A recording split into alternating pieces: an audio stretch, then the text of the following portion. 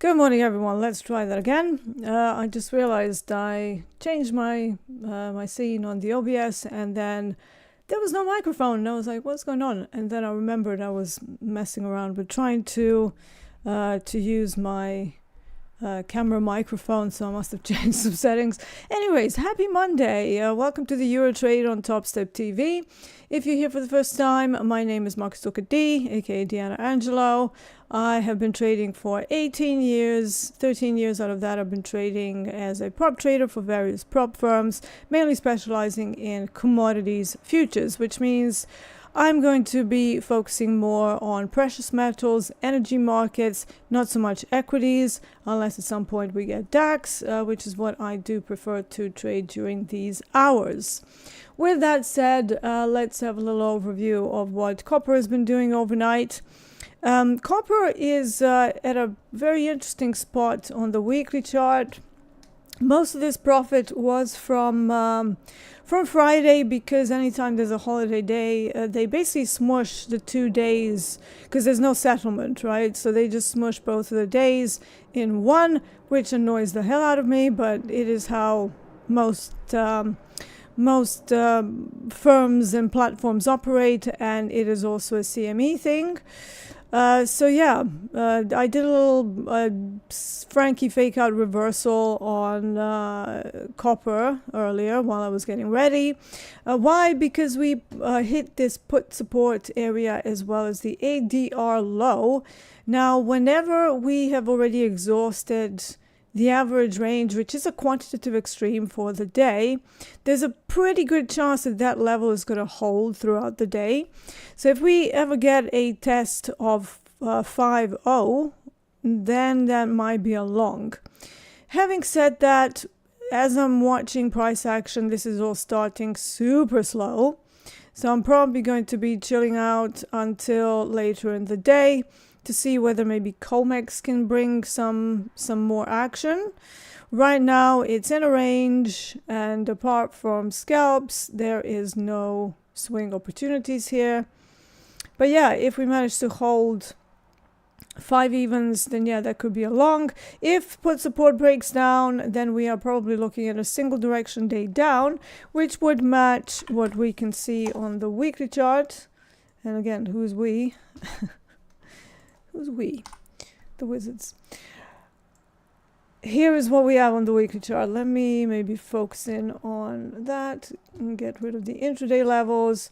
So this is where we are on the weekly, right? So we had this high on this contract that was broken, and then promptly they reversed from that point and decided to make a brand new weekly supply with a huge jump off a cliff. Now, when I'm looking at the quality of the supply, while it does look like it's a big move, it only has one sell-off, so it's not the best quality supply. However, because it's on such a large time frame, we can still use it to maybe run some intraday shorts as well if the opportunities present themselves. Now, obviously today we have that holiday day from the 4th of July last week. That means all of the value areas will be pretty small, and that rings true for COMEX and for London from Friday. So we can use it maybe as like a stopping point, but it's not going to be very valid for like having a line and then, oh, you know, I want to go in from there, because it's so small, right? It can get run through completely, and then if you get value acceptance, that's not going to be playable because it's only going to ever offer a few points, which is not worth my time, frankly. JM wants to know, you've made money already, what did you trade? Copper. That's I've been focusing on copper. I've been focusing on natural gas on my Topstep account. A little bit of platinum if it offers me a good opportunity to limit risk, which is a little bit tricky on platinum because it does go crazy, and it has had a range of about 500 ticks, which is wonderful, but that also means that you would have to use a larger stop loss to account for that additional volatility, and that brings issues when you're trying to maybe limit risk, and especially those of you who might be just starting your XFAs, or you know, you're in a new combine you don't have that much buffer. So me kind of pushing platinum and silver and stuff into your faces, probably not the best, because platinum doesn't have micros. You only have, I mean, it has micros, but nobody trades it. It's like literally no volume there. And, you know, CME over the years has tried to bring some rather interesting products, including like micro gasoline and things like that. But since nobody trades that, eventually they're just saying, nah, let's just delist that because nobody is interested. So yeah, there's always an issue with some of the alternative products that are not that speculative. You know, how useful is this going to be? Typically, micros are not really used by the commercial hedgers, which is something that can move the markets. They will use larger positions. You know, if they need to get, I don't know, like many pounds or ounces of silver or platinum, they are going to use full contracts, especially for, you know, some larger orders. So anytime you see users and producers, they operate on a pretty different scale. And then micros are usually there for the retail trader. They're not there for commercial hedgers, right? And if there's no interest, there's no interest, right? All right.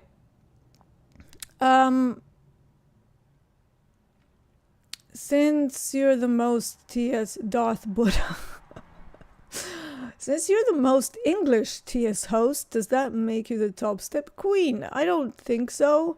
I'm just another on-air personality. Ego has no place in trading or elsewhere. You know, if you're somebody who's like, oh, let me put like names onto me, I do not subscribe to that. I think it's the wrong mindset for this particular line of business. We do see a lot of YouTubers these days that have like ego issues. But, you know, I'm a woman, so I don't really care much about the certain male appendage measuring contests. And second of all, I'm generally pretty modest and humble in my life. So yeah, I'm not that English either. So I'm a naturalized English citizen. I am actually originally, well, I was born and raised in Serbia, but you know, if you go back through our lineage, we are Italian, Greek, quite possibly even like Northern Indian if you go far back enough. And yeah, so you know, Mediterranean. So I'm not the most English person. I think the most English person on TopstepTV is probably Francis Green, because I do believe he's born and raised English. So former footballer, by the way, very good trader too. So yeah, let's move on from that. Darth Buddha also had that had a few more comments. So let's see. Swinging options over the weekend always makes it hard to sleep. Yeah, that's one of the reasons why I moved away from swings like 13 years ago when I went into prop, because I found that every time I was in a position, and I was in positions for like 2 weeks, sometimes even up to 2 months, you would always have that one eye open unless the position is like really in the money, and then you're like, oh, okay, well, it's going to take a few days to take out the entire profit. But it's always tricky if you just enter the position and then you just, you know, you're not sure whether the market's going to move in your favor.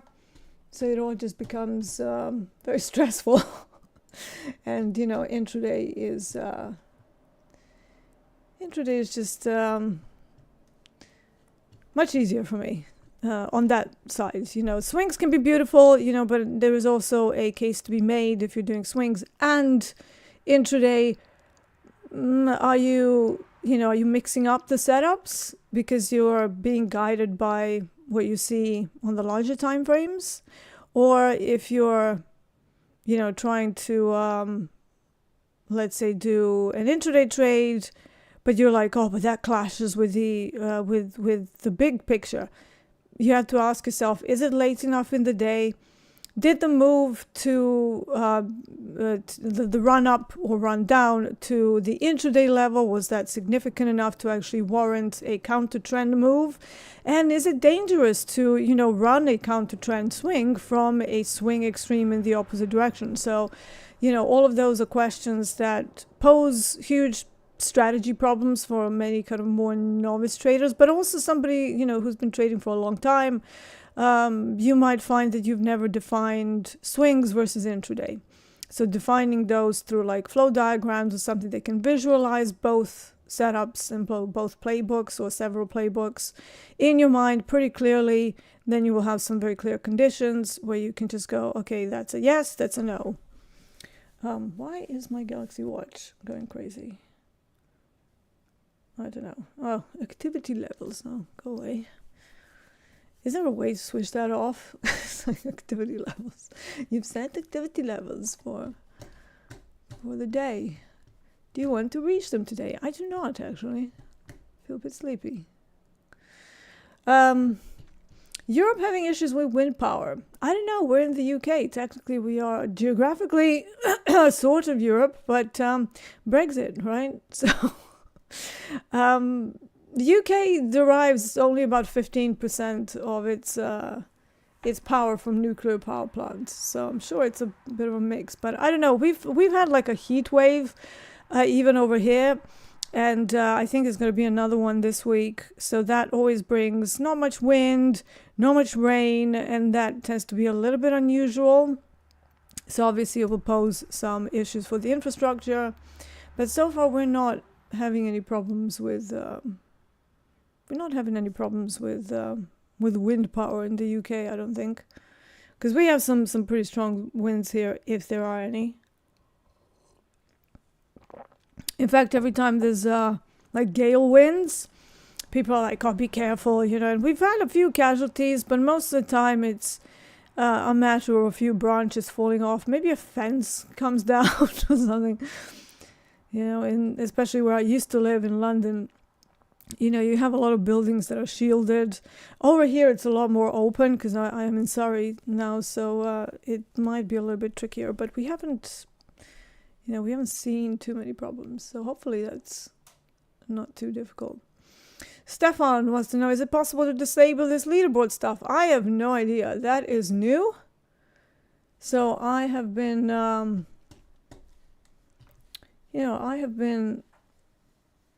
also a little bit annoyed by it. By the way, I have an extra screen because I found that I'm trying to jam things into 4 screens, so I got a 5th screen. So I'm still trying to hunt for my mouse pointer. I get lost. I'm like, where did it go? Where is it? All right, so looking at copper now, it's literally just chopping. I keep seeing Dome larger orders around 502. Now they're at 50120. So, you know, earlier there was a 20 lot up at 5020. Now we have some people wanted to scalp. These will be market makers, so they have to maintain a market neutral position at all times, no matter what happens. So whenever you see like larger movement, especially from something like put support and the levels that I like to look at, it'll be the market makers, because they'll be like, well, we're not market neutral, now we have to adjust inventory. Like, what is happening? Aaron trades from UK. Yeah, that's right. Yeah, so Aaron is probably a lot more English than I'll ever be. So yeah, I know that I picked up a lot of the English accents, and you know, many people think, oh yeah, D is English, but no, English is actually not my first language. Don't know how many people know that. What size are your screens? They're not massive. I don't like those, like, first of all, I despise curved screens. Okay, I don't know how people can trade that. I always feel like, I don't know, they're not right for me. But I am a little bit old school, so they're not big. They are, what is this? One of them is, I think, about 24 inches. A couple of them are 27 inches, and I've got 3 of the smaller ones and 2 big ones. So yeah. Stock pursuit. I see a triangle on HG. Well, that's range, isn't it? Just be careful of calling like triangles and stuff like that. Triangles, you know, head and shoulders, all of that. That comes from almost like swing trading, where people are looking at a lot bigger trading information, and then they're calling breakouts because, you know, you've had like a triangle that appears, and then there's a breakout followed by volume. You know, there's a lot of trading that goes on into those charts, typically like 4-hour, daily, weekly charts.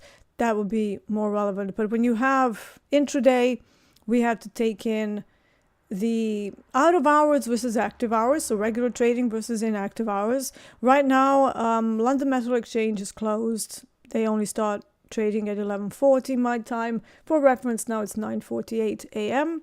So we have another couple of hours before they open.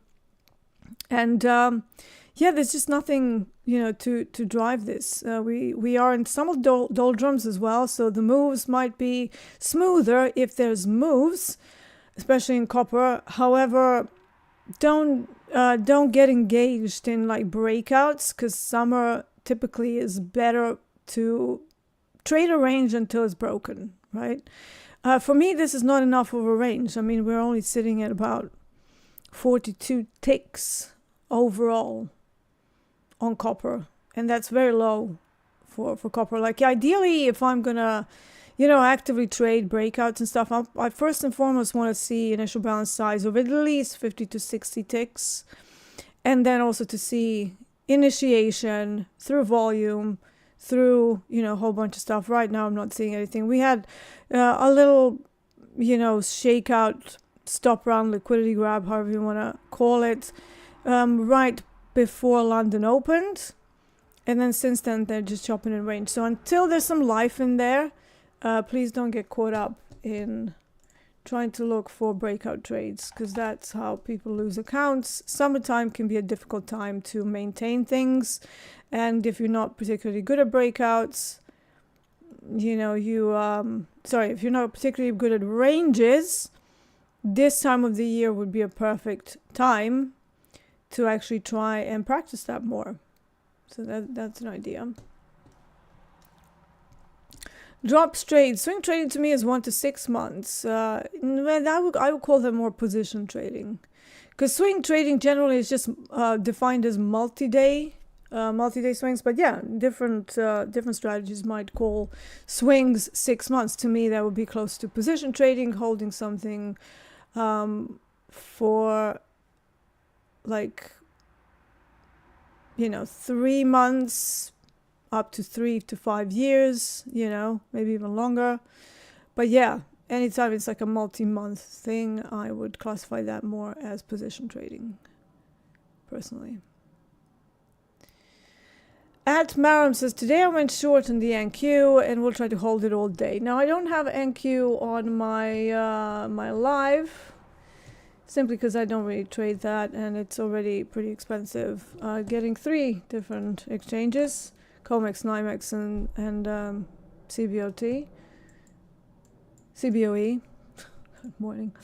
But yeah, I can have a look at it on my charting platform. Yeah, I don't really see a reason why you would short this. It's a range on the weekly, on the daily.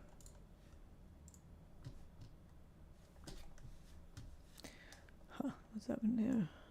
Okay. So daily chart, range, right? Also, product of the holiday day. There's also settlement here, which is not a settlement, but you know, this is where it stopped. Dangerous area to go short. You would effectively be wanting a liquidation move on an equity index that's sitting at all-time highs. I just don't see the reason for that. That's just like trying to be psychic or something. Unless we get some very, you know, bad news, like let's say there's another conflict or something. Don't play around with shorts at all-time highs unless you have a good reason to. So I'm going to say. Copper continues on TradingView, looks kind of nasty. Just hang it in the middle of nowhere. Yeah, but that's information as well, Darth Buddha, isn't it?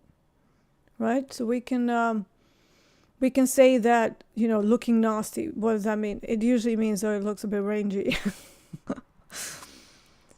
So yeah. If you could go back 5 years, what are the 2 pieces of advice you'd give yourself when it comes to trading? 5 years, not a big period in my life. Wouldn't change anything. I mean, 5 years ago was COVID. It was my best year ever. I would not change anything. But if I went back, how long? If I went back, Amos, we don't have Palladium on Topstep, so no point.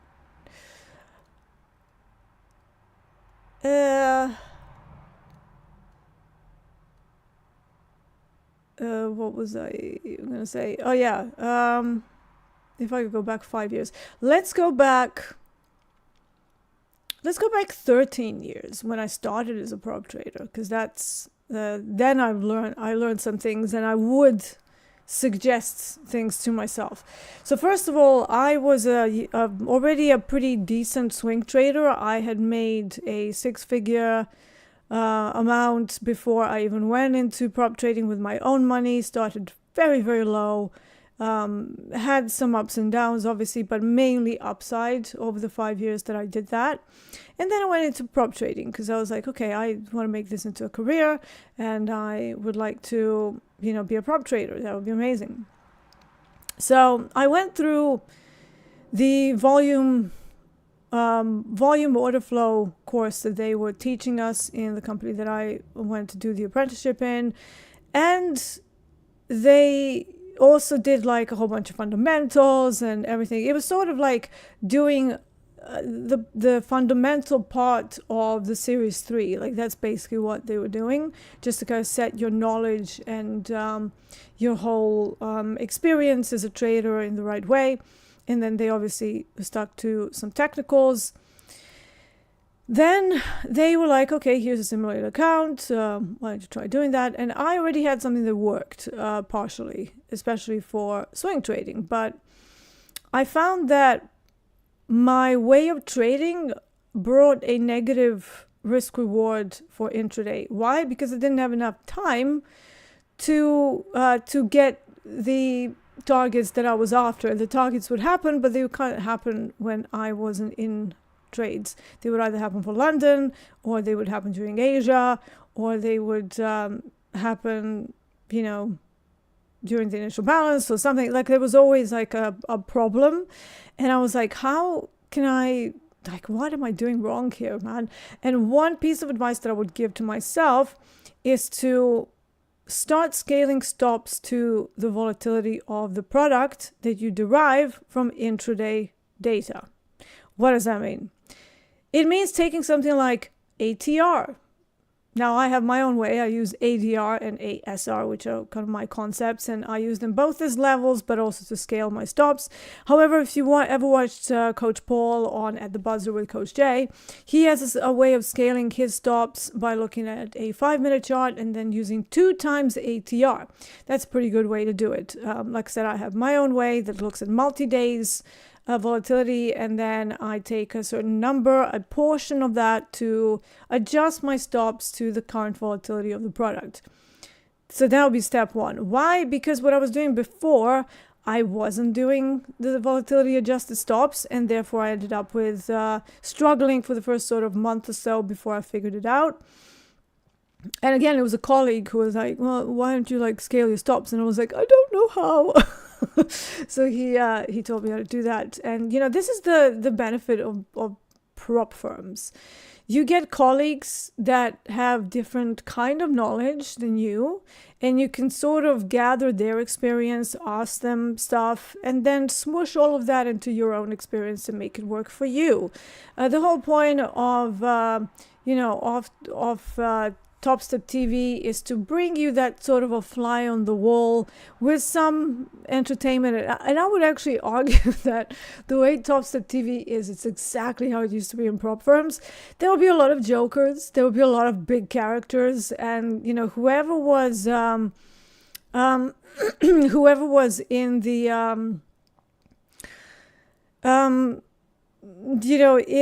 in prop firms, they always had an interesting story of how they ended up there, and they were all pretty interesting stories, pretty interesting people, very strong individuals, unusual life stories. And, you know, obviously they had a slightly different view of the world. But yeah, so whenever I'm either on TopstepTV with my colleagues or just watching it, it always really reminds me of prop firms. So, you know, regardless of what the results are of people who are on TopstepTV, they've been here for a long time. We've all been trading for so many years. And, you know, trading online, on TV, so to speak, it comes with its own challenges. Like, for example, I generally have a 43% accuracy longer term, which means that I'm going to lose a lot of trades, right? I'm going to lose 47, like whatever it is, not 47, Christ, 57% of my trades, right? So you're going to see me lose almost more than every second trade. And then people are like, oh, no. But because of the higher risk reward, that has a positive expectancy over time. Now you get on TV, you lose a trade, and chat is like, and you're like, yeah, man, it doesn't matter. It's like longer term is what matters. So yes, volatility adjusted stops would be one thing. Is there anything else that I would focus on for advice? Let me have a think. It is a loaded question, I can tell you that. Oh, don't get cocky. Yeah. If you find yourself doing really well and you are suddenly, you know, on a winning streak or you're whatever, don't start thinking that you are God's gift to trading, because the market finds ways to humble you, however you do it. Also, don't do trader math. This is probably a better one, actually. Don't do trader math. If you have 1 week where you've done pretty well, don't then just go, oh, well, if I make this much every single week for the next year, that I can then pay for a really expensive holiday, and you start planning all these big things. I made that mistake, right? No money is yours until it hits your bank account, whatever you see on the screen. So get that into your head early and try to be very kind of skeptical and very conservative with how you are about to spend the money that hasn't hit your account yet. Okay, so don't bank on that being there, because anything can happen in trading, and you can have one day where you might have a flash crash and you're not able to exit positions, or you know, the markets might suddenly dry up, and you know, you can have tariffs, everything goes nuts, and you haven't accounted for that. So many things can happen. So until the money is actually in your bank account, don't spend it. So that's probably the second most important piece of advice that I would have given myself early on. JTAC is asking me,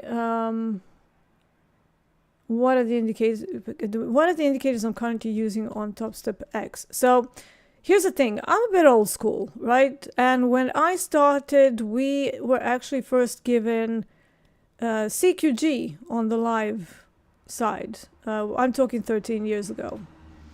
So I opened up the account, and well, I didn't open up the account, the firm did, but they gave me access. I log in, and all you see, so let me just save this, and I'm going to show you. I'm going to show you what that looked like. So no chart. All you see is, and let's say you said, I want to trade Euro, ES, and crude oil, because those were the three things that I used to trade quite a bit.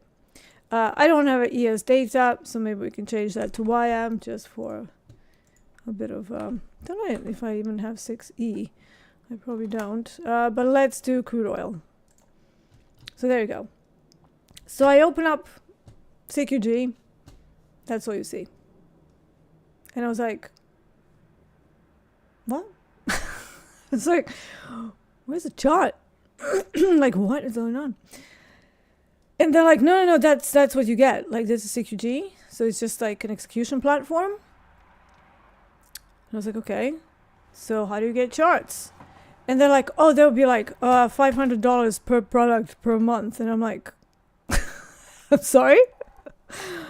Yeah, it's a charting package. Like, it's a different platform.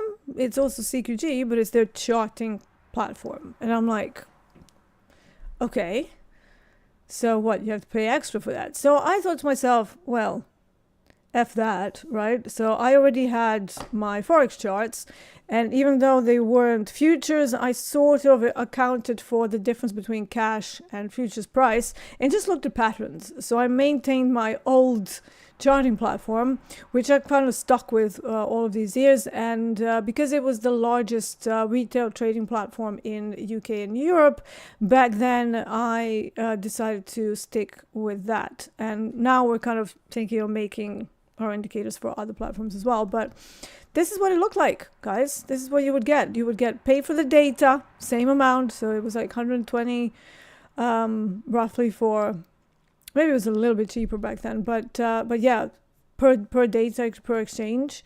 And I always had like at least 2 exchanges, possibly 3. So yeah, and because of that, I just learned to have a charting package. So when I see people complaining about Topstep X, complaining, oh, you don't have this, oh, you don't have that, oh, when are you going to get? We are so spoiled now, man. Like, we want everything in the same platform. God forbid that you actually go somewhere where you're used to and actually pay like peanuts for non-pro data and then continue to trade. Because unless you're like, qualified by at the very least Series 3, or over in the UK maybe level 4 IAD or something, which not many people have as a qualification, you will be classed as a non-professional, in which case you can get data fees for like $3 and stuff. So I don't really get the whole, oh yeah, you don't have this here, oh, fix your VWAP. And then the same people who are saying things like fix your VWAP, they don't understand that VWAP actually does have a time frame component. So, or it depends on how it's coded, or a visible range component. So depending on what you're looking at, it's going to scale to either the time frame or the visible range, right? But when it comes to native Topstep, the indicators that I have, they are VWAP. I'm using some moving average here for timing. And then I have the visible range volume profile, which I use to figure out whether we're in a high volume area, low volume area. And then I have a little bit of an idea of how the price might move through there. Everything else that you see me add is something that I add manually. I know we're working on TPO charts to get them in, but if I'm going to be perfectly honest, I'm so old school, because remember, I've been trading for nearly 2 decades. I'm used to certain tools. So I'm going to be sticking to, first of all, my own indicators that I spent a lot of money. I'm, very comfortable with doing analysis there. I know exactly what I'm looking for. So a lot of the times, if I want to see how the day played out, I'll just go back like this. And you can see there's no lag. As long as you've got data, it will show you volume. It will show you, so this is volume profile. It will show you what the Asian session looked like, what the TPOs looked like. And if you switch on supply and demand areas, like, this took so much effort, money, time to code, right? So obviously the indicators that I use are something that I needed and that didn't exist back then. I've seen some people, because this whole overlay of TPOs on the chart, that was my idea, because I was looking at candles and I was also wanting to see the profile overlaying the candles, not in a different bloody screen where I'm like, it's over there. But for me, I wanted everything smushed on the same chart, not in just the TPO mode, which is what you will find on most platforms, and that is like this. So you basically just have the TPOs and nothing else. I wanted to have candles, and you get TPO profile like this on nearly all other platforms that are offering it, until we came along in 2015, 2016. I think we went on the market, and then suddenly everybody is copying us and doing overlays on TPOs. Who came up with it first? Blotic. So, So I'm a little bit annoyed by that, but at the same time, hey, somebody thought this is a great idea, let's copy them. So yeah, innovation is good. Just like we now have a million prop firms that are all effectively started off doing Topstep model, and Topstep were the first. So now we have loads of firms, and it's good for competition.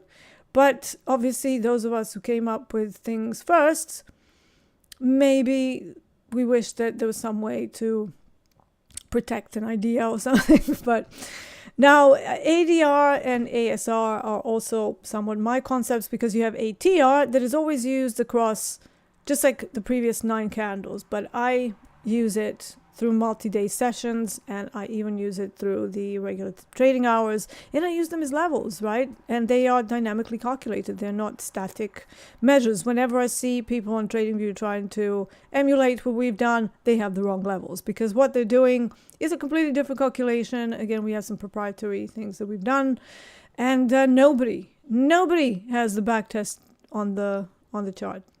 Nobody. At least not without crashing your platform. So yeah.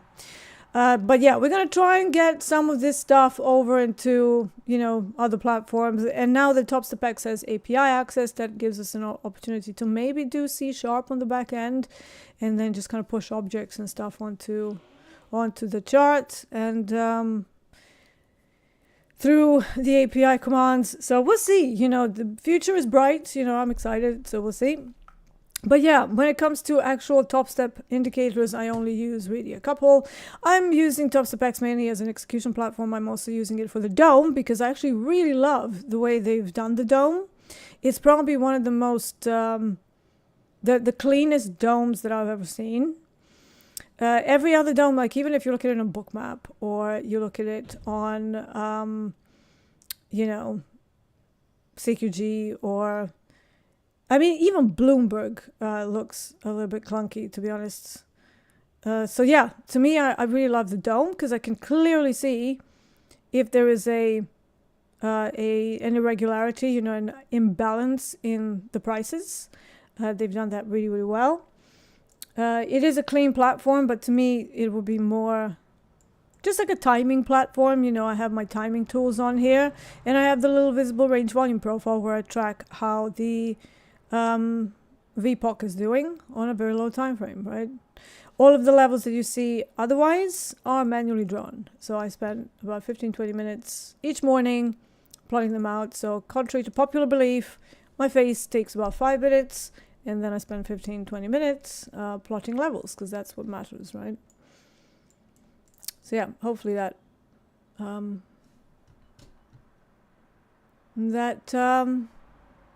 explains some things. Okay.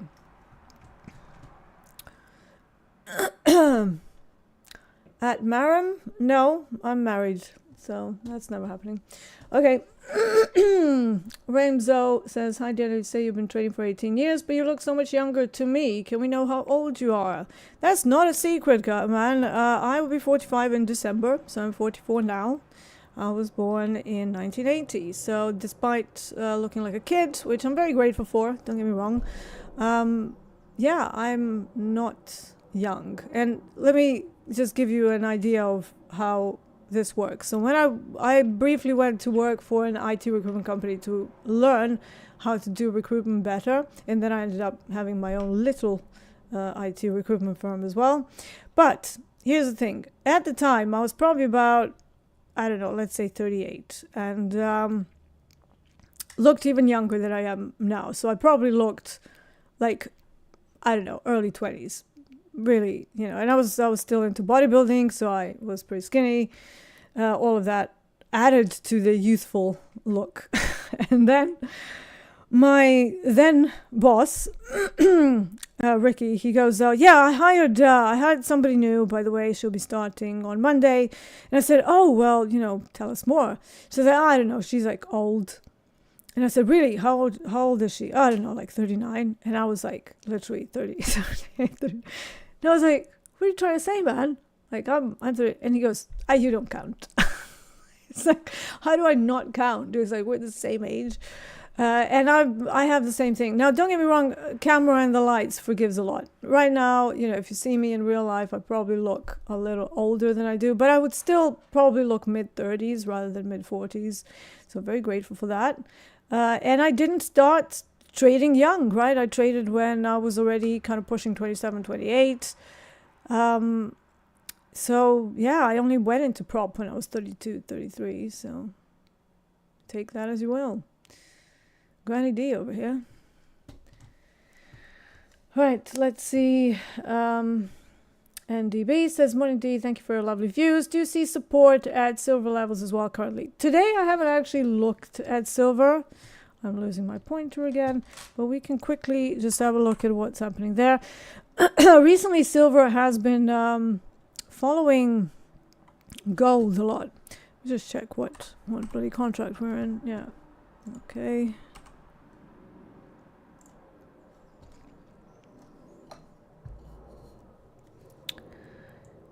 Right, I see silver still has some space down to 36,400.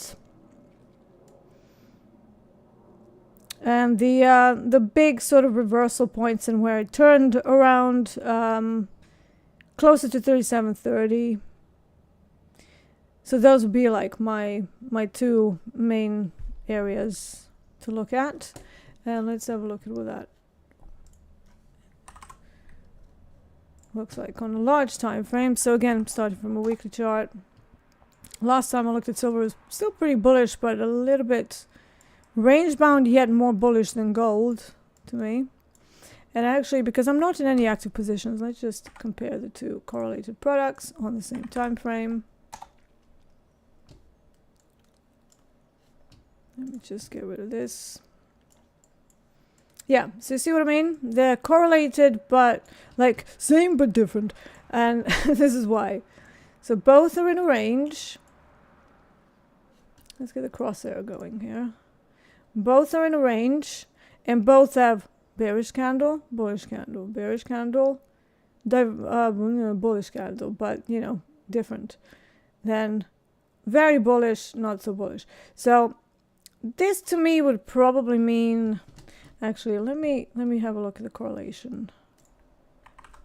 And I'll tell you how correlated they are. And we're going to use a daily chart for that.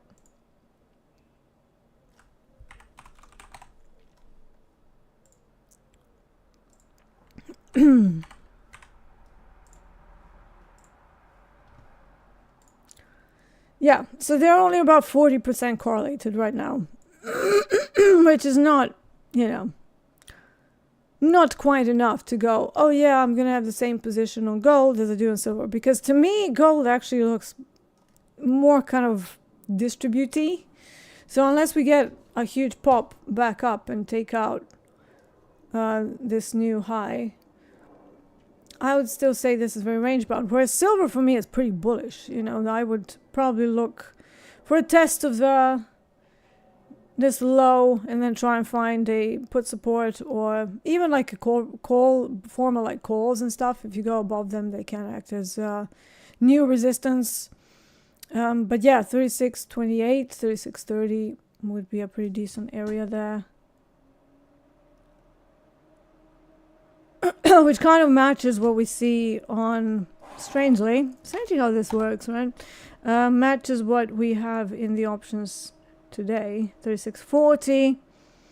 But you know, we have a few options levels down at that level, so yeah, it's more bullish to me than gold for sure.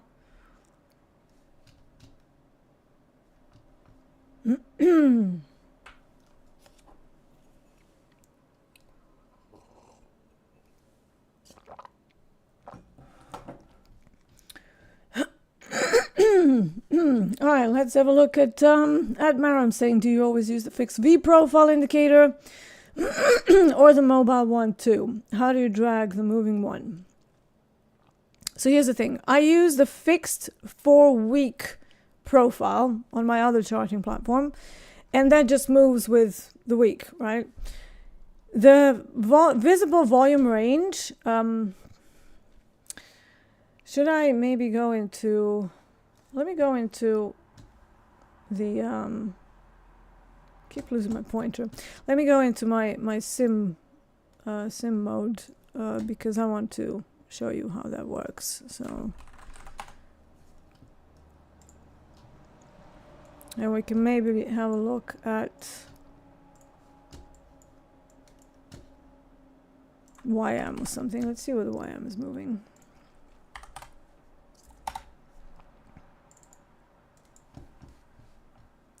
Just give me a chance.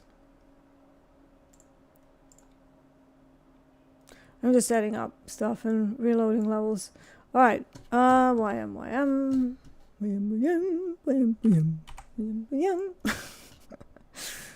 Losing it over here. Alright, so let's have a look at maybe 100 ticks because this might be a bit more dynamic. Is it more dynamic? No. Okay. We're going to stick to 2 minutes now on YM. So what do we have? We've had a breakout from the initial balance. Still in the top of the range. So let's see if maybe we can say, well, this is still a range. So therefore, I'm just going to have a look at what's going on in higher time frames. Alright. Don't like shorting equities much, but YM has been a little bit more liquid than ES, I've got to say. So right now we're hitting a supply, and we're not in the major RTH. So if they can't take it above this Asia high, and right now we've already had the stop run and reverse there, so this is why I'm kind of looking at maybe this could be an interesting thing to try and show you guys how I use the volume profile. And I would even use range charts for this purpose. Alright, so we'll stay on the 2 minute because it's not moving enough to use a tick chart. 2 minutes and introducing time is actually better for this purpose right now, for this time of day.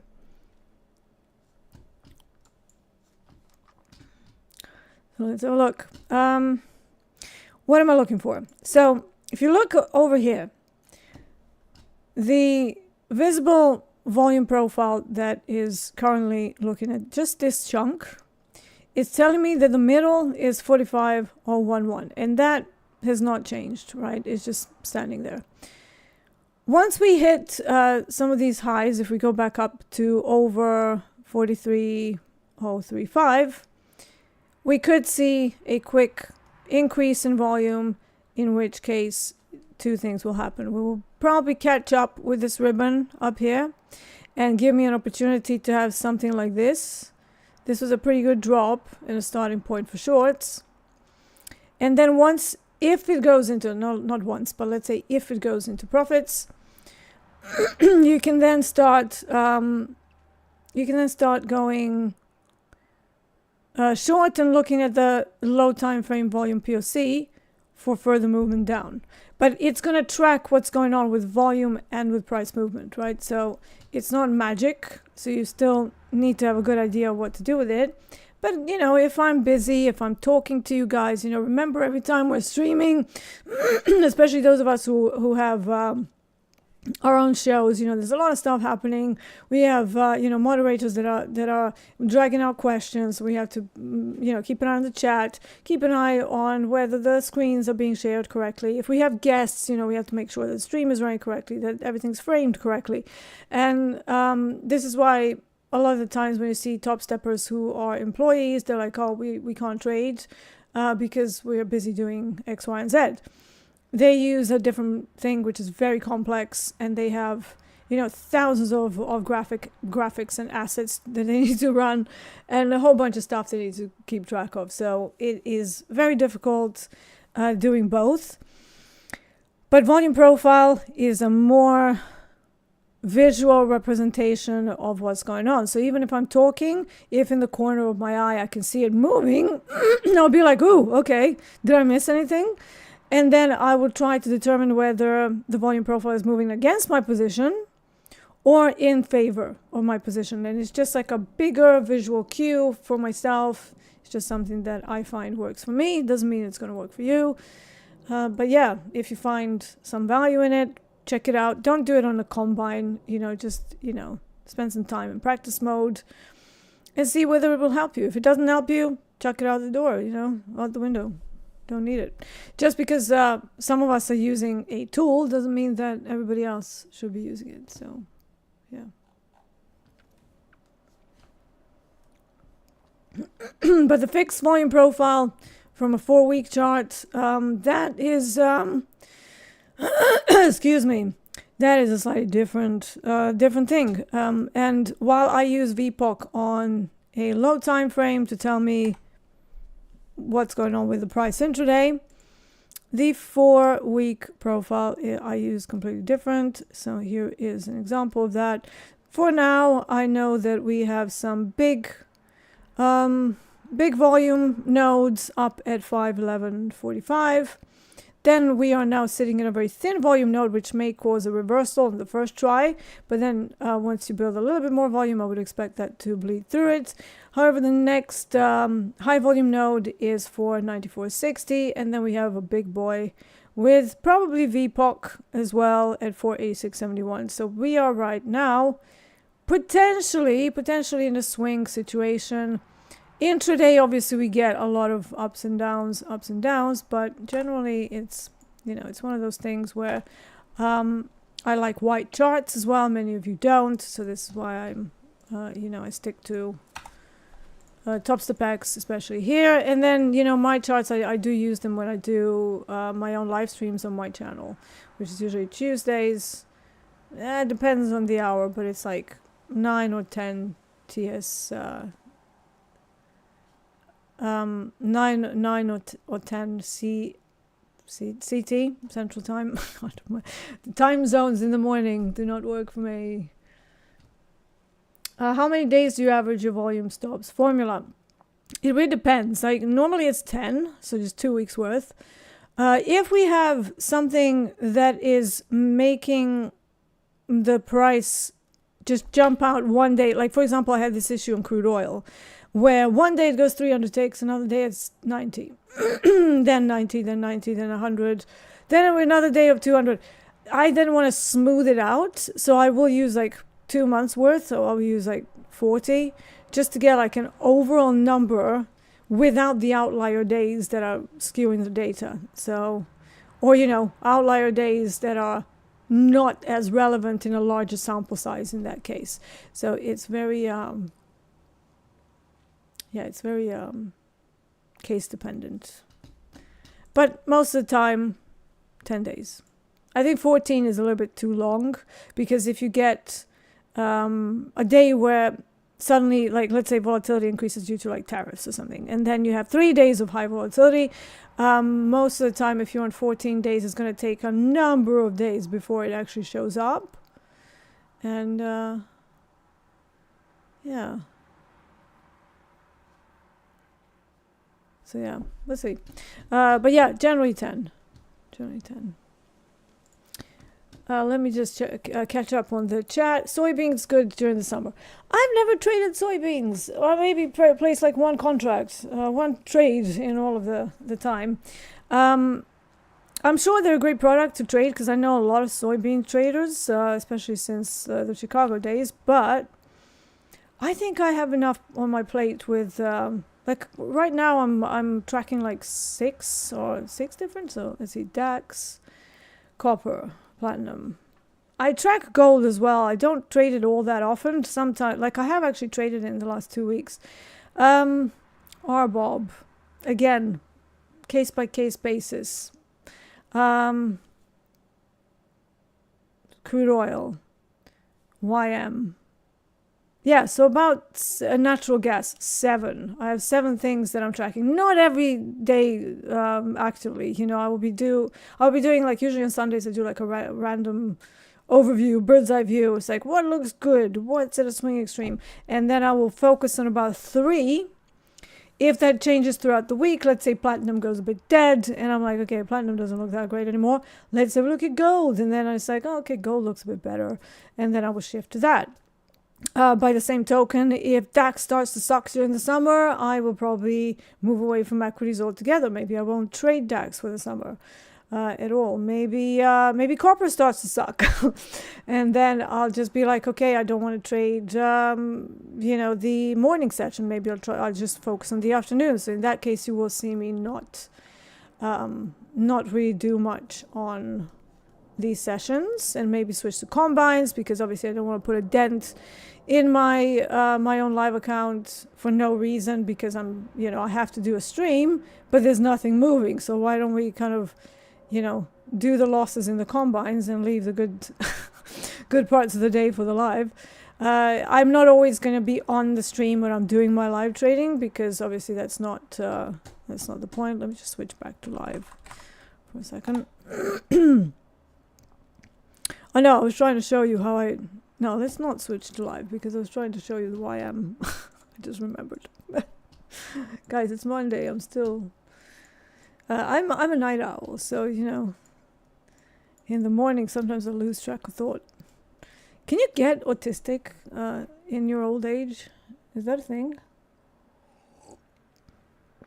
Because I swear I'm getting like slightly more neurodivergent the older I get.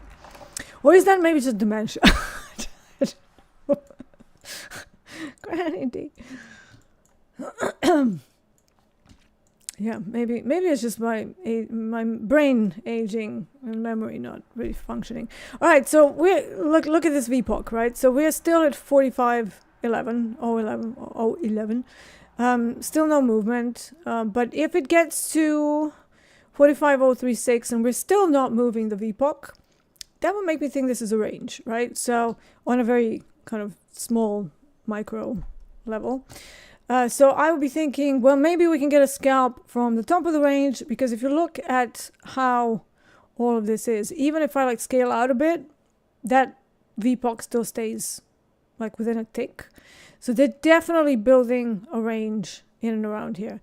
That would prevent me from going into any kind of breakout trades and going, yay, this is a breakout trade because initial balance has broken out. Volume profile says, no, it ain't. So now, stop run in reverse would be a pretty good setup here, even though I can argue we probably missed it. If I was going to look at that, I should have looked at the Asia high at 45.05. But, we'll see if we can squeeze something out. And then if it doesn't climb back up to 45.03, where the supply is located, then no trade. Right now, it's too close to VPOC. This is now a target. It is not... it is not some big swing trade. So two things that have happened. VPOC not moving, right? It has not moved since I started this stream. It's just stayed at 45.013, even though we tried to break out. Bad sign for a breakout. Second, Asia high got taken out. We promptly reversed. And then, since then, stayed in a range. Again, not a breakout situation. Or a breakout that stopped. It broke out and then went, nobody wants to take my order here. And now they're just hanging. So VPOC shows you that, right? By the similar token, we have the overall bigger 30-minute volume profile also sitting at 44.967, so not too far from the microstructure VPOC. And until that starts moving, it's just like scalping the range, Dolby style, right?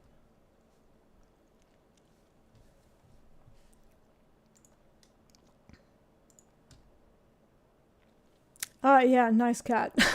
Bruno, that's not, it's a Lynx, I think, and that's just one of those Windows 11 things. They just take you through really beautiful photos. And actually, I took my desk is a mess, but I did take a photo of kind of I'm trying to get the screens to line up a little bit better, so the office doesn't look it's just a whole bunch of screens that are just stuck in there. But yeah, let me see if I can find the photo of the screens. And the cat was in there. So let me see if I can And you know, I have a whole bunch of stuff there. How can I? Actually, there's so much crap on there. I'm not going to show that. That's ridiculous.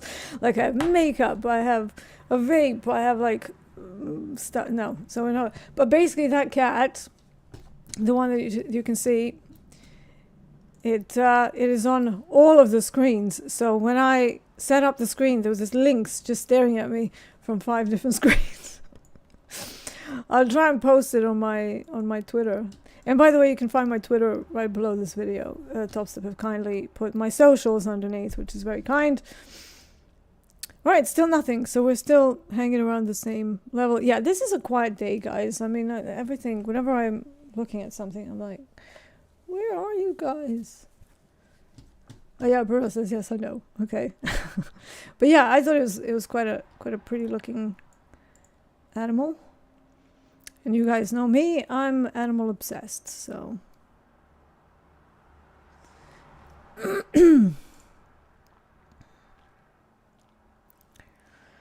Come on, move. Or don't move. Okay, woo, somebody heard me. Yes, those Goldman interns. All right, so volume POC, slightly creeping up, but not like it's not jumping enough to go, yes, we've massively moved value. Jerome is here. Good morning, Jerome. Good morning. Darth Buddha says, I've already locked it out today in my props. I have not missed much. That's a brilliant idea. In fact, I may follow suit. It depends on whether I'm on today or not. I need to have a look at the schedule. Drops trades, bedtime. Sleep well, mate. Thank you for being here. I appreciate you.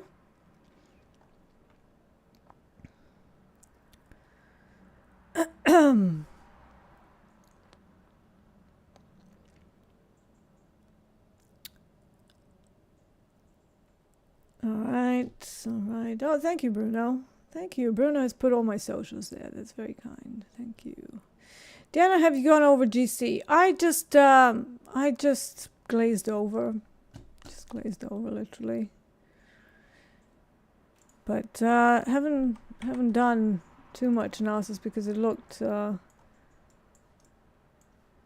very similar to copper, actually. Some movement during Asia, no movement in the last 1, 2, 3, 4, 5, 6, 7 hours. Yeah, not much movement till like they kind of hit some levels there. Let me have a look at it.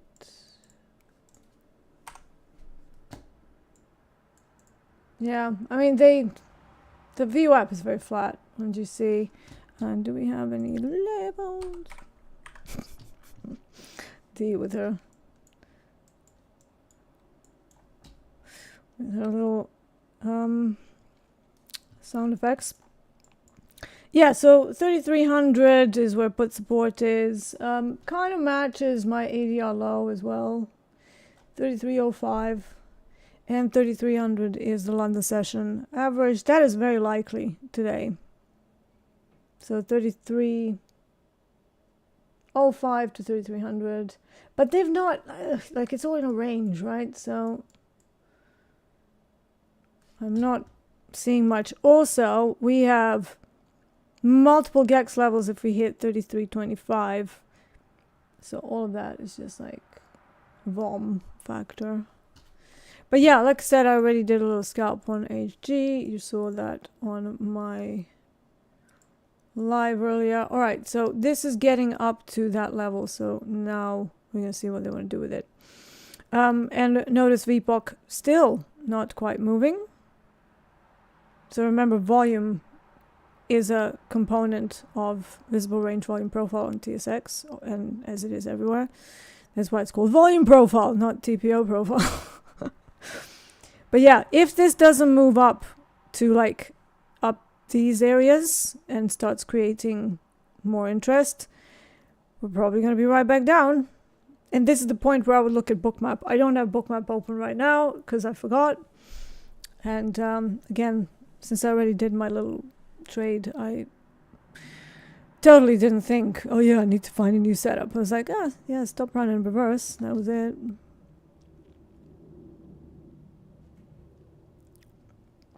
Are the costs of the combine and activation fees and platform fees all deductible from tax? Only if you are a single person LLC, or in the UK, if you have a limited company and you run all of your trading business through that company. If you're just, you know, I think it's called 1099 over there. I don't think you can claim expenses through 1099, but again, I'm not an accountant, nor am I a US resident, so I go through just the, you know, the UK limited companies, so different. And look at now, this looks like it's breaking out. What's happening with volume profile? Volume POC? Nothing. Nothing. It is not moved. So the only time it will move is if we build enough volume up here. So I'm waiting for that. Again, this is just an example. This is not a real trade that I would take in my setup, because I need this to be happening at my level of interest. Right now on YM, we are kind of far away from everything. But if we take some correlation from ES, there is a level at 6,300. So that might be a stopping point. And if YM is correlating with it enough, we might see it sell off as a result of a temporary, of course. Hold on, no, there's a combine. I should have. Interesting. So now I don't have ES here. See, this happened last time as well. It's like I should have data. I might reach out to the team to see what's up with that.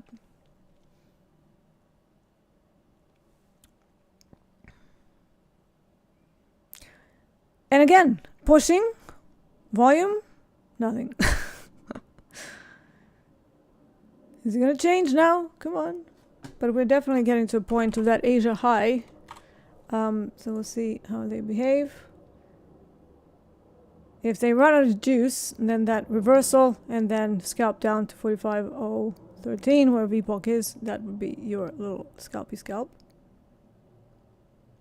Why I'm new high soon? Well, no, because even if it does a new high, it needs to sustain above it for breakout. If it doesn't, then this is still a part of a stop, run, and reverse, and just a range. Because I'm looking at this structure on the 30-minute chart as a range, not as a breakout. We have Asia high that they popped by a few ticks and then went and then reversed and then established a range. So now, if I'm going to put on my Dolby hat, we go short here. There is a bit of spread. This is pretty volatile, so I am going to keep a pretty wide stop here. Maybe not that wide because it's a scalp in it. And then just to maybe aim for the VPOC. Again, this is how I would look at this. And again, if it's a breakout, it's a breakout. Then you take a hit. But because VPOC has not moved up, it's still sitting now where my take profit target is. What needs to happen here is that they go above the Asia high and they close a meaningful time frame, at least a 15-minute time frame above it. So it sustains above the previous high. If it doesn't sustain and it just starts to mess around and then just returns inside the range and the volume starts dwindling and this volume just, doesn't really pick up, then you've got a scalp on your hands. And then you can either scalp it to the middle of the range or down to the low time frame VPOC on the visible profile. That is at least how I look at it. So, yeah. So basically a range of this sort is a range when happening around Asia high until proven otherwise. And it's okay to be wrong. But, if it's a breakout, it's a breakout. But most breakouts fail. Also, like I said, we have ES hitting the 6,300. If there's some kind of a reversal from there in light of this being summer and a little bit slower and being a little less volatile, especially for London, then, perhaps scalp down and then maybe some more longs would be something to look at.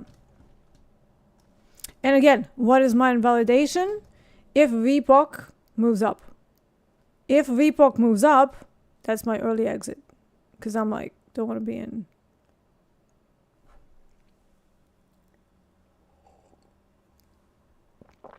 Right now, there it is. Still 45.10. And again, I will use Bookmap for this purpose, but I can't be bothered now.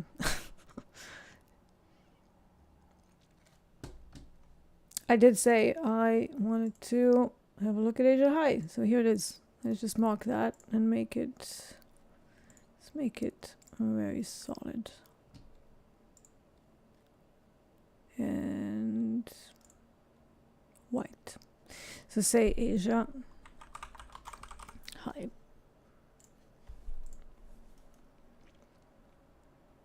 So basically what my eyes are seeing here is that this is the range that we're working with. And getting involved somewhere around the high of this range would offer you that Dolby style trade. Obviously dangerous because it's an equity index. So I, would prefer to have Asia low, and then we take that out and do a stop run in reverse so that we can go higher, but we don't have that here. So we're just squeezing out a setup on a combine as an educational setup. Q player, do you have an ES symbol block? No, I have no symbol blocks on my combine. Because I don't really use the combines much anyways. I have a couple for these purposes, but I have a 50k and a 150k one, but I'm mainly in my live. Like, why would I be on combines, right? Pi says, Bookmap saved my ass so many times. Yeah, mine too, man. Yeah, mine too. It definitely shows when the big bubbles are like stepping in, or when, you're like, right, this is a breakout, and then it's like big bubbles, and then tiny bubbles, and then whoa. The big balls. Did I just say that?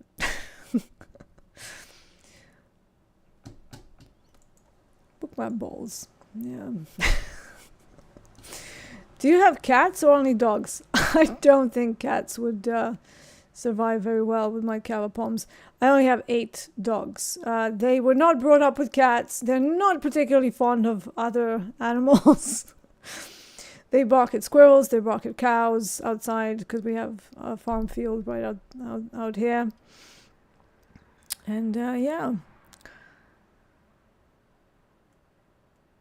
So yeah, it's cats. That's a no in my household. I love cats. Like, cats don't love me, but me and cats have a special relationship. I find them super cute, especially kittens. Oh my god, they're so adorable.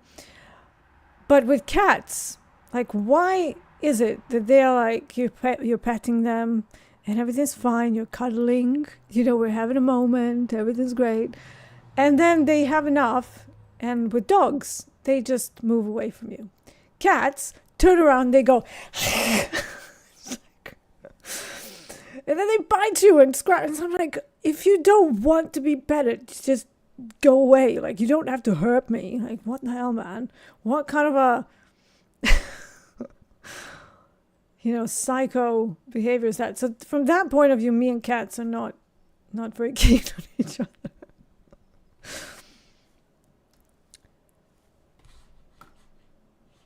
Not very keen. All right, so we are now getting a little bit of a movement down. So we've consolidated on a 2-minute chart inside a range. And now possibly reversion to the mean, right? Because we failed that, technically. I mean, anything can happen. But for now, it's shorts are increasing volume. Buyers are just non-committal. Asia high is just there.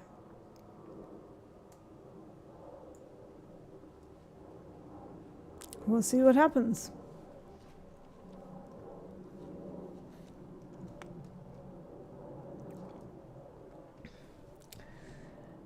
Here is a good question. Hi, Miss Deeyana, Mrs. actually, but yeah, thank you. Can I play, if we're going to do titles, Can I please ask if you trade with a high win rate or high risk reward, and what do you prefer between the two? Factor base from what you've been doing since you become profitable. So I'm in the camp that a higher risk reward can save your ass. Now, we're talking intraday trading. We are not talking, you know, swing trading where you are like a turtle sort of style trader and you're aiming for 30R. It's not like quite like that. So I'm of a camp of medium accuracy and medium risk reward. But if it's a range day, I will absolutely take 1R. I won't take 0.3 and 0.5R because that's a effing waste of time, but I will take 1R trades, right? Because that's the only thing that's available. Like for example here, slightly negative R. Why? Because that's what's presenting. I don't want to skimp on my stop, so I still want to use a 35 tick stop loss. But at the same time, down to VPOC, which is also a bit of an extension of the target. I would have liked this to be a bit of a bigger range, but we don't have it. So you work with whatever's in front of you. So on those sorts of days, you're almost forced to do like 1R. However, if you've watched me here for any length of time, you know that I will take a loss in favor of looking for 2 to 3R multiples trades. Why? Because those are the ones that keep my system stable and my positive expectancy. So whenever I do a 1R trade, I'm always thinking this is doing absolutely nothing for my larger time frame P&L curve, not the chart time frame, but my own, you know, trading over time. So whenever I do a 1R trade, I'm just like, okay, it's a buffer. It's not something that's going to advance my balance further. That's how I look at it. This is why you will see me look at weekly chart, daily chart, 4 hour swing on a 30-minute swing from the options levels, whereas the maximum and minimum projected volatility and or extremes of the ranges like ATR, ASR, low, high. So basically trying to find those extremes where I have a higher chance of catching 2 and 3 and 5R multiple trades. I would just say the 5Rs, they are like once in 2-3 weeks.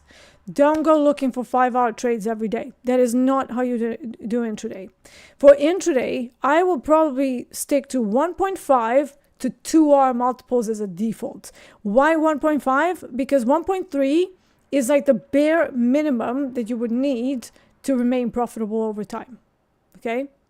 So with the with just the pure numbers, if you are doing 1R and you're 50% profitable, you're a scratch trader. You're a scratch trader. You're a scratch trader. So 50% profitability, 1R, you're not making any money. And yet, 50% is awesome. However, once you go over 1.3R, there is a cutoff point of 1.25 where you do become profitable. So, you know, it's not terribly stable over time because you introduce entropy, you know, chaos, entropy increases. The more samples you have, the more smoothed out your results will be, which is why I don't want to see anybody basing their stats on 1 week's worth of trading, no matter how many trades you've got, because that doesn't involve time. You can have 1 million trades in a week. I don't care. It's a week. Show me the same over 3, 6 months, a year. Then you've got an edge. So this is where most people go wrong, I think. They're like, oh yeah, I'm just going to, you know, do this thing. All right. Did VPOC move? No, it still hasn't moved.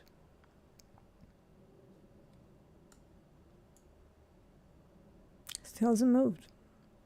It's moved up like 1 tick.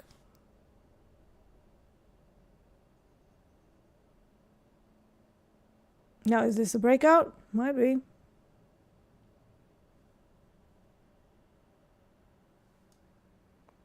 Well, YM is a little crazier than ES. Interesting. See, ES is still sitting at its own GEX1 level. But YM is a lot more volatile here.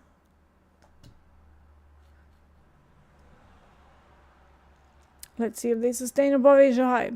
Again, it's a combined trade. If the range stays, we should see them coming back. If not, it's a breakout, and that's fine. So yeah, anytime you see the sample, one thing is that, oh, okay, so we moved up a little bit, but just a little bit. Like usually with big moves, you should see it like jump immediately, because we built up some, presumably some volume here, but not enough for the indicator to move it up. Just want to make sure I'm seeing this correctly, because my eyes have been going a little bit weird recently. I have one eye that's gone into plus and the other one is still minor minus. So that's really not ideal. Sometimes I'm like, is it an 8 or a 3?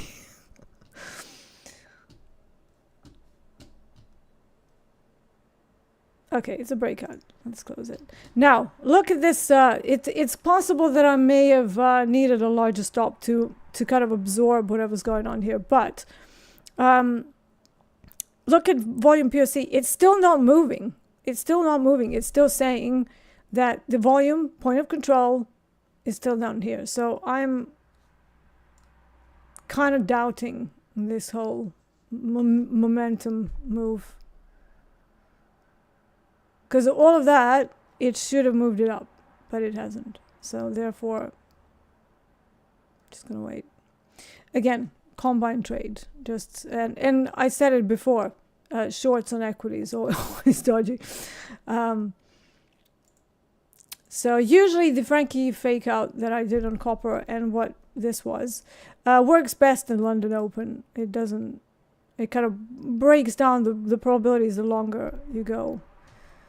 Okay, let's see if they go now. So right now, because this is moving, you could move to a 100-tick chart to see exactly what's happening. And then no, that's still too slow. So let's stay on 2 minutes. So basically now the ribbon would show you when the change in sentiment is to the downside, or maybe now, because we have a breakout, Asia high can become your support. So basically it's like we've been to Asia high. If we stick away from it and if we have a strong close into this particular 30-minute chart, then you'll be able to hold it as a long breakout. But again, breakouts, ugh, God, London. I'm gonna go back to my live because this was just a trade that I tried to illustrate at the wrong time of day, but never mind. Like I said, Frankie fake out is something that I usually do during the London Open and usually on DAX. So yeah.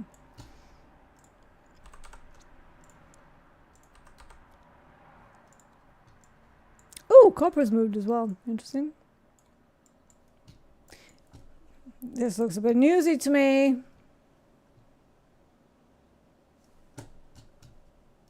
Two things moving. Do we have somebody yapping?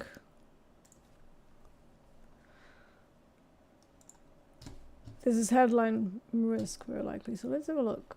Chat, if you know something, if you're following Financial Juice or something, whilst I try and find it.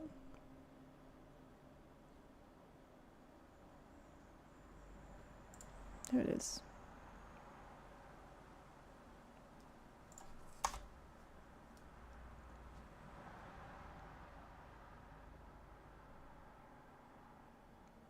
So that was an hour ago.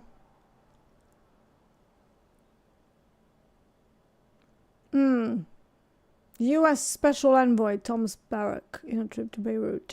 We just had an amazingly interesting and satisfactory meeting. Yeah, so between Syria and Israel, just as a dialogue needs to be reinvented by Lebanon. Okay, yeah. So that would cause that. Positive news, we go up. Yeah. This is where streams and following news and everything, like you need an Eddie to go, guys, news incoming. Yeah, so we, to finish off the risk reward conversation, it's, to me, I'm in the camp of slightly higher risk reward, but you have to be careful not to go 5R and then every day. It's like you're looking for 5R. They're not going to happen every day. on the thing is Dallas Bone. These are return to Thursday settlement trades. Yeah, I agree. Settlement in copper from Thursday. I mean, was even Thursday settlement, so it was an early day. So technically not a settlement day, is it? So maybe we have to look at Wednesday, which was probably 520 all the way up. I mean, it's possible. We had put support that gave us a bounce. So yeah, but again, I'm already up, so might just call it a day. Topstep Discord has the live news feed. Yeah, but who's gonna track that? Like, I'm doing this and I'm trying to trade and I'm trying to explain things on different instruments, and you know, I'm trying to, there's only so much attention that I can have. Ross says, hi, do you think when you have a quiet morning like this, it's best to step away for a couple of hours and come back for 1 p.m. refreshed? Honestly, I would come back for 3 p.m. You know, I don't really like trading initial balance anyway. So if I don't get a swing type setup for between sort of LME open at 11:40 and the overlap that then goes into COMEX, I will just stay out. But I had a tiny trade on the basis of the Frankie fake out. So yeah.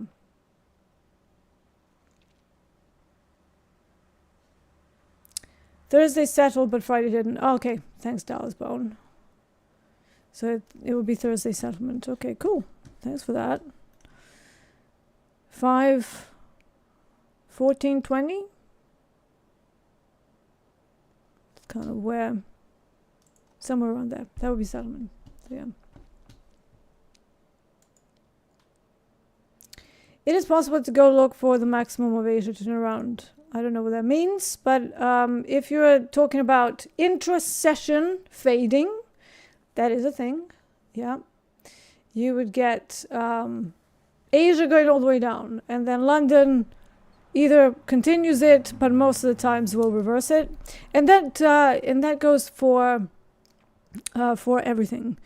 There's almost each and every product that will have an out-of-hour session going one way, then a more active session, let's say London kicks off, then they go to the stop run and reverse, which usually happens at the open, and then they either reverse it or very obviously continue it. But most of the time, like I would say probably about, it's not like, you know, 70%, but it's like probably about 60% of the times you will see the previous session gets reversed in the new session. And you can play around with that. You know, you can go back in time and go, how many times does London reverse Asia? And at what time does that happen? Because there's always a time. And with copper in particular, if we're looking at it, it's the LME that starts to really change things. So in about 40 minutes time, you might start to see some bigger orders. And then if you look at Dome, suddenly when LME is trading, there's like 120 contracts, which you never get like at this time of the day. Right now, if you go to copper, usually it's like 13 and 20, maybe 40. That's like the biggest. And then LME is trading and they're like 112, 114 down here. And, you know, you can use that for little scalps, even on a quiet day. But, yeah. Thank you, Andrew. That's very kind. All right. I mean, we are at time here. Didn't manage to find a decent low-risk trade for the stream, but like I said, I did do a Frankie fake out. I don't know whether I'm going to trade more today. I mean, this is kind of settlement from the previous day, so most of this profit was from Friday. I did scalp that as well. So yeah, I mean, I'm also traveling this week. I'm going to see my mom. So on Thursday, I won't be able to trade my live because obviously I'll be in a country that is not supported. So, but then I will be back by Sunday anyways. So yeah, no live trading for me Thursday, Friday. And then I'm back because I've got to go see my mom. I haven't seen her since January because we were moving house and stuff. So yeah. All right. So let's see what the Monday brings, whether this is going to be another summer day or whether we're going to have some smooth movement. But two things can happen, either zombie rallies or zombie sell-offs, or super tight ranges that just don't go anywhere. And you will notice them by the low amount of ticks during the initial balance, and then slight extensions, and then just kind of chopping in a range. Usually neutral days on such tight ranges tend to already come true and become obvious in like C and D periods. That's like 90 minutes time, and yeah, so we'll see. But those news, keep an eye on the news. That is always headline risk, right? We have a lot of stuff going on still on that front, so maybe that brings some action. Anyways, that is it for today. I will see you probably sometime on Lunchbox Trading. I don't know whether tomorrow or today. Need to check schedule. In the meantime, I will definitely see you for the Euro trade tomorrow. And until then, enjoy the rest of your day. I'm Deeyana Angelo, aka Marcus Walker D. This has been the Euro trade on TopstepTV. Take care.